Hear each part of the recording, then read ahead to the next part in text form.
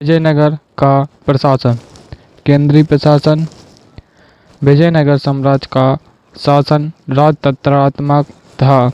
राजा को राय कहा जाता था। वह ईश्वर के समतुल्य माना जाता था। प्राचीन काल की भक्ति राज्य की सप्तांग विचारधारा पर जोर दिया गया। विजयनगर नरेश अपने जीवन काल में ही उत्तराधिकारियों को नवजात कर देते थे। विजयनगर शासकों ने धर्म के मामले में धर्मनिरपेक्ष नीति अपनाई। राज्य परिषद यह राजा की शक्ति पर नियंत्रण की सबसे शक्तिशाली संस्था थी।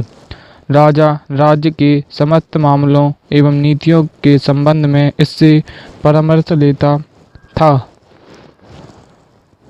राज्य परिषद में प्रांतों के नायक, सामंत शासक, प्रमुख धर्माचार्यों, विद्वानों, संगीतकारों, कलाकारों, व्यापारियों, यहाँ तक कि विदेशी राज्यों के राजदूतों को शामिल किया जाता है। मंत्री परिषद। राज परिषद के बाद मंत्री परिषद नामक संस्था थी। इसका प्रमुख अधिकारी प्रधानी या महाप्रधानी होता था। राजा एवं युवराज के बाद केंद्र का सबसे प्रधान अधिकारी प्रधानी होता था, जिसकी तुलना हम मराठा कालीन पेशवा से कर सकते हैं। राय सम यह सचिव होता था जो भारत के मौखिक आदेशों को लिपिबद्ध करता था। करनी कम यह लेखाधिकारी होता था।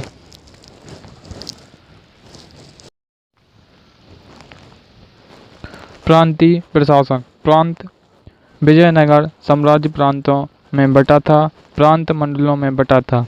फिर आया मंडल। कमिश्नरी मंडल कोट्टमों में बटा था। कोट्टम बलनाडु जिले कोट्टम नाडुओं में बटा था। नाडु तहसील। तहसील नाडु मेला ग्रामों में बटा था। मेला ग्राम ग्रामों का समूह था। मेला ग्राम और एवं ग्रामों से मिलकर बना था और एवं ग्राम प्रशासन की सबसे छोटी इकाई थी। न्यायाधिकार व्यवस्था।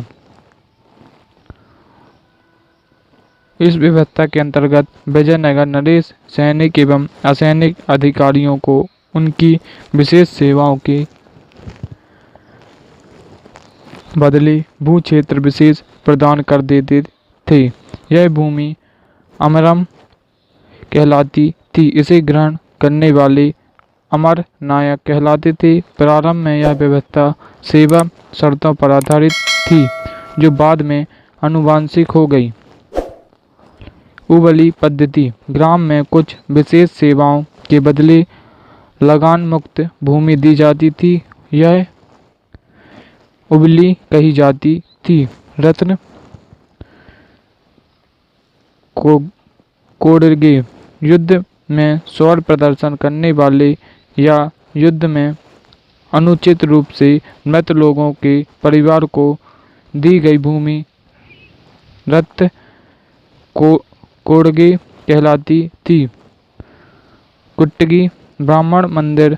बड़े भूस्वामी जो स्वयं खेती नहीं करते थे, वे इस भूमि को अन्य किसानों को पट्टे पर उठाए करते थे।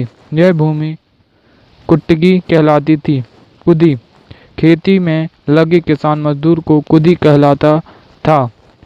भंडारवाद ऐसे ग्राम जिनकी भूमि राज्य के प्रत्यक्ष नियंत्रण में थी। इन ग्रामों के किसानों राज्य को कर देते थे। स्थानीय प्रशासन। इस काल में सभा, महासभा और एवं महाजन नामक ग्रामीण संस्थाएं थी। गांव की सार्वजनिक जमीन को बेचने का अधिकार था। ये ग्राम सभाएं राजकीय करों को भी एकत्र करती थी। बृहदे ग्रामों की सभाओं को चतुर्थ चतुर्वेदी मंगलम कहा जा गया है। नाडु यह गांव से एक बड़ी राजनीतिक इकाई थी। इसकी संस्था को नाडु एवं इसके सदस्यों को नतबार कहा जाता था। विजयनगर साम्राज्य में आयकर व्यवस्था स्थानीय प्रदेशों के शासन की व्यवस्था प्रचलित थी। आयकर व्यवस्था, इस व्यवस्था के अनुसार एक स्वतंत्र इकाई के रूप में प्रत्येक ग्राम को संगठित किया गया। इसके प्रशासन के लिए 12 शासकीय व्यक्तियों को नियुक्त किया जाता था। इस 12 शासकीय व्यक्तियों के समूह को आयकर कहा जाता था। इसकी नियुक्ति सरकार द्वारा की जाती थी। ये पद आनुवंशिक था। आयकरों को वेतन रूप में लगान एवं कर मुक्त भूमि प्रदान की जाती थी। विजयनगर साम्राज्य के कर, विजयनगर साम्राज्य के प्रमुख कर कदमई, मगमई, कनिकई, कत्तन, बरम, भोगम, बरी, पत्तम, ईराई और कत्तयम थे। विजयनगर साम्राज्य में विवाह कर की भी लगाया जाता था। विजयनगर साम्राज्य में वेश्याओं से प्राप्त कर से पुलिस को वेतन दिया जाता था। शिष्ट नामक कर राज्य की आय का प्रमुख स्रोत था। विजयनगर साम्राज्य के सिक्के, सोने के सिक्के, बराह, सर्वप्रसिद्ध अन्य नाम हूण या पगोड़ा कहा जाता था। अन्य सिक्के प्रताप एवं कड़यम, चांदी के सिक्के, तार। विजयनगर साम्राज्य में समाज, विजयनगर साम्राज्य में समाज क्षत्रिय परंपराओं पर आधारित था। विजयनगर साम्राज्य वर्ण व्यवस्था पर आधारित था। ब्राह्मणों को अनेक विशेष अधिकार प्राप्त थे। ब्राह्मणों को मृत्युदंड नहीं दिया जाता था। सत शूद्र, ये वे शूद्र थे जिन्होंने ऊंची जाति के लोगों के विशेष अधिकारों को हड़प लिया था। दास प्रथा, विजयनगर में दास प्रथा प्रचलित थी। मनुष्यों के क्रय विक्रय को वेश्यावाग कहा जाता था। स्त्रियों की दशा, विजयनगर में स्त्रियों की स्थिति सम्मानजनक थी। स्त्रियां मल्लयुद्ध, ज्योतिषी, भविष्यवक्ता, अगर ऋषिकाएं, सुरक्षाकर्मी, लेखाधिकारी, लिपिक एवं संगीतकार होती थी। विजयनगर साम्राज्य एकमात्र साम्राज्य था जिसने विशाल संख्या में स्त्रियों को विभिन्न पदों पर नियुक्त किया। विजयनगर साम्राज्य में देवदासी प्रथा प्रचलित थी। देवदासियों को मंदिरों में देव पूजा के लिए रखा जाता था। इन्हें वेतन भी दिया जाता था। समाज में पर्दा प्रथा प्रचलित नहीं थी। विधवाओं की स्थिति दयनीय थी। सती प्रथा, विजयनगर साम्राज्य में सती प्रथा प्रचलित थी। लिंगायत संप्रदाय की विधवाओं को जीवित दफनाना दिया जाता था। गढ़पेंद्र, यह पैर में पहने जाने वाला काढ़ा था। यह युद्ध में वीरता का प्रतीक था। विजयनगर साम्राज्य का प्रमुख त्योहार महान बामी था। विजयनगर साम्राज्य काल में यज्ञ ज्ञान नृत्य का विकास हुआ। लिपाची काल, यह विजयनगर साम्राज्य की स्वतंत्र चित्रकला शैली थी। यह छड़ी शैली, यह विजयनगर साम्राज्य में नृत्य एवं संगीत की मिश्रित शैली थी। विजयनगर साम्राज्य में बाल विवाह प्रचलित था। कुलीन एवं राजाओं में बहुविवाह प्रचलित था। विजयनगर में बृहद स्तर पर वेश्यावृत्ति प्रचलित थी। यह संगठित थी।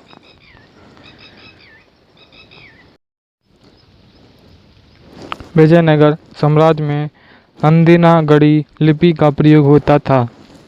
1367 ईस्वी की लड़ाई में पहली बार विजयनगर बुक्का प्रथम तथा बहमनी मोहम्मद शाह प्रथम के बीच युद्ध में बहमनी शासक ने पहली बार तोप का प्रयोग हुआ।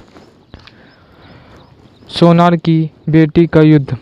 यह युद्ध विजयनगर शासक देवराय तथा बहमनी शासक फिरोज शाह के बीच हुआ।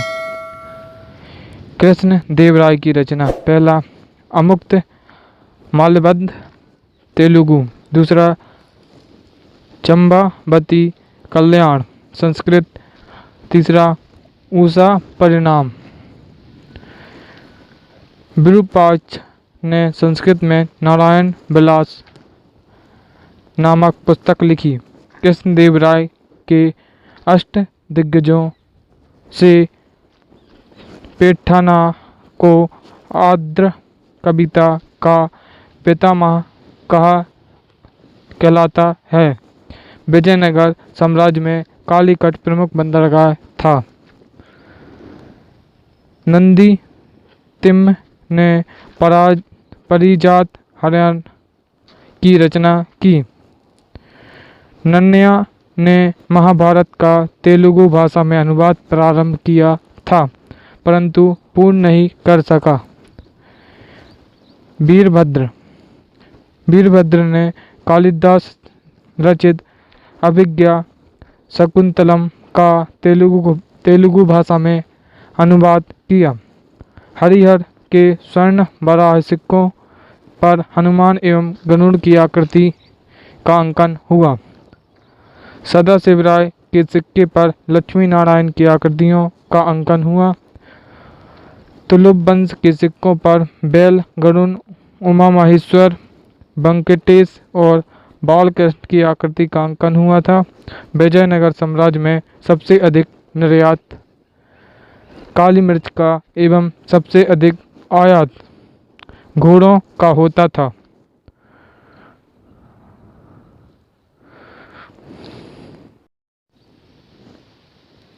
बहमनी साम्राज्य स्थापना। मोहम्मद बिन तुगलक ने दक्षिण में साम्राज्यवादी नीति का अनुसरण करते हुए दक्षिण के अधिकांश भाग पर अधिकार कर लिया था। मोहम्मद बिन तुगलक ने इनके प्रशासन के लिए अमीरान ए सदह नामक अधिकारी नियुक्त किए। इन्हें सादी भी कहा जाता था। ये अधिकारी राजस्व वसूल करते थे, साथ ही सैनिक टुकड़ियों के भी प्रधान होते थे। ये बहुत शक्तिशाली थे।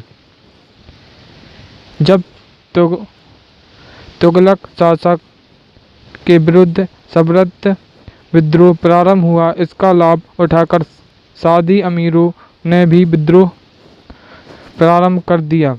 दौलताबाद में नियुक्त तुगलक वायसराय को पराजित कर दौलताबाद पर अधिकार कर लिया। इस्माइल को इन अमीरों ने अपना नेता चुना।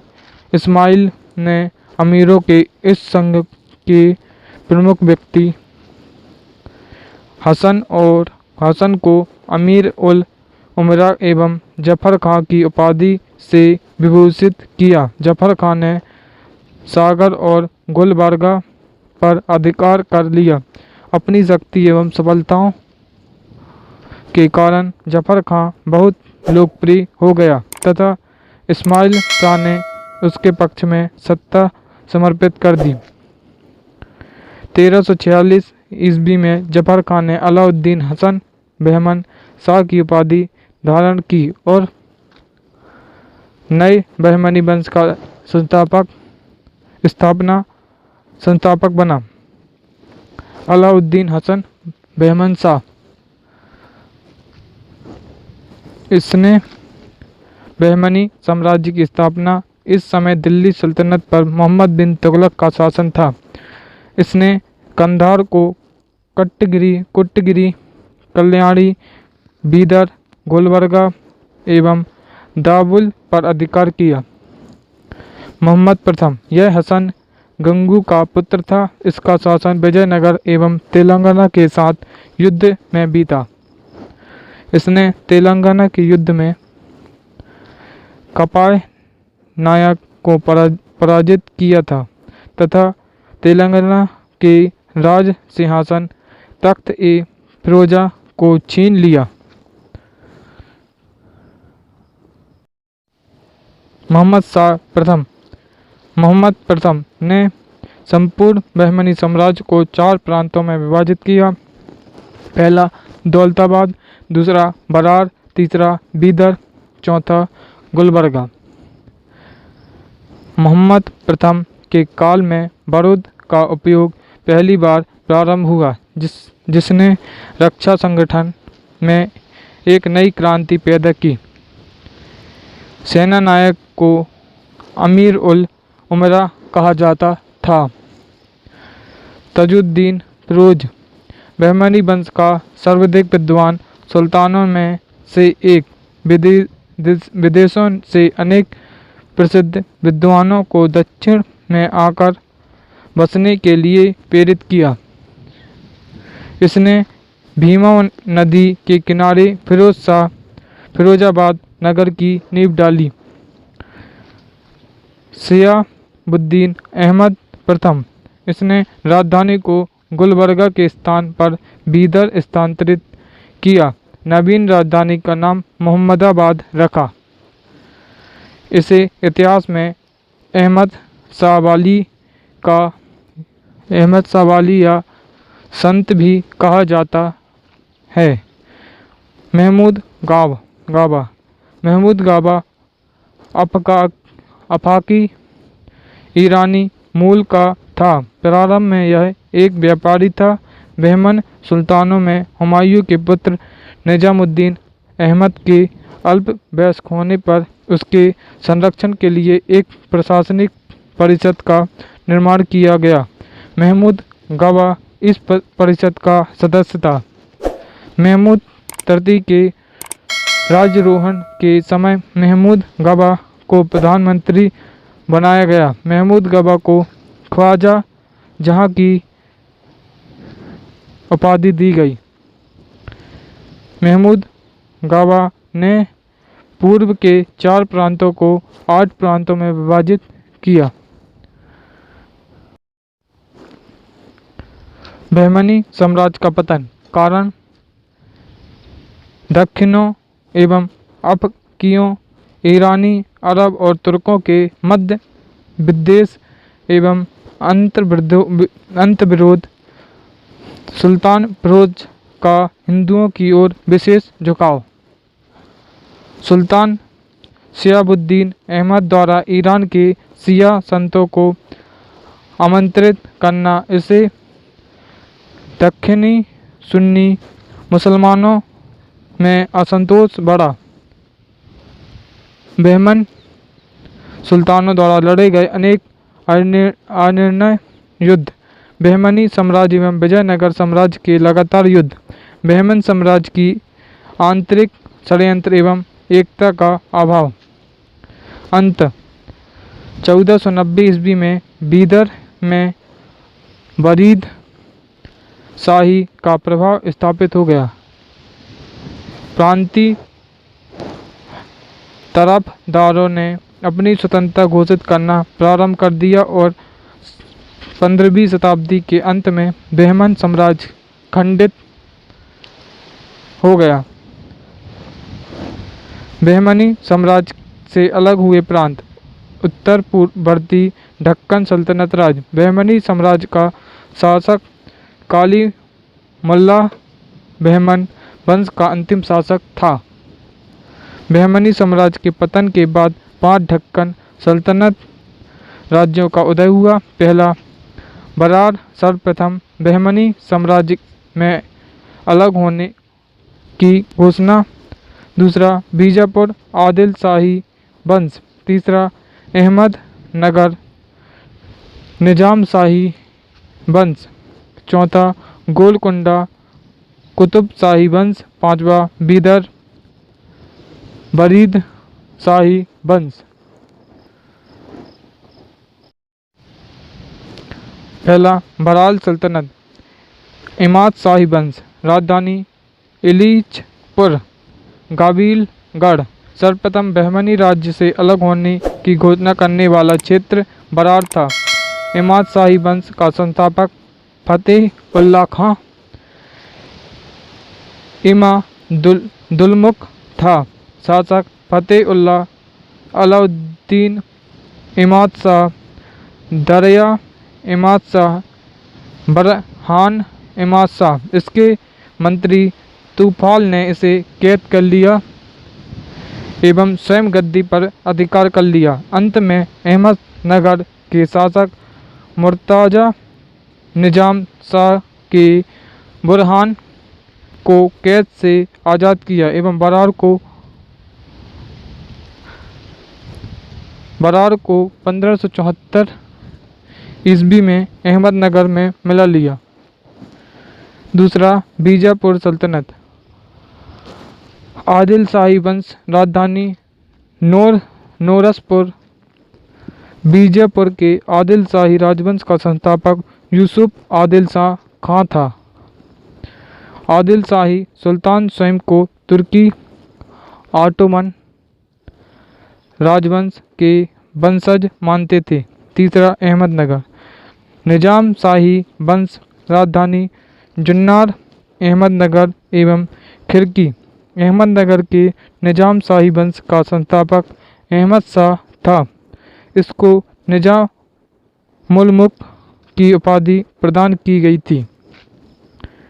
चौथा गोलकुंडा, कुतुब शाही वंश, राजधानी गोलकुंडा। गोलकुंडा के कुतुब शाही वंश का संस्थापक कुली कुतुब शाह था। गोलकुंडा साहित्यकारों की बौद्धिक क्रीड़ा स्थली था। पांचवा बीदर, बरीद शाही वंश, राजधानी बीदर। बीदर में बीदर शाही वंश का संस्थापक अमीर अली बरीद था। अमीर अली बरीद को ढक्कन का लोमड़ी कहा जाता था। इब्राहिम आदिल शाह द्वितीय ने बीदर पर आक्रमण कर 1619 ईस्वी में इसे बीजापुर में शामिल कर लिया।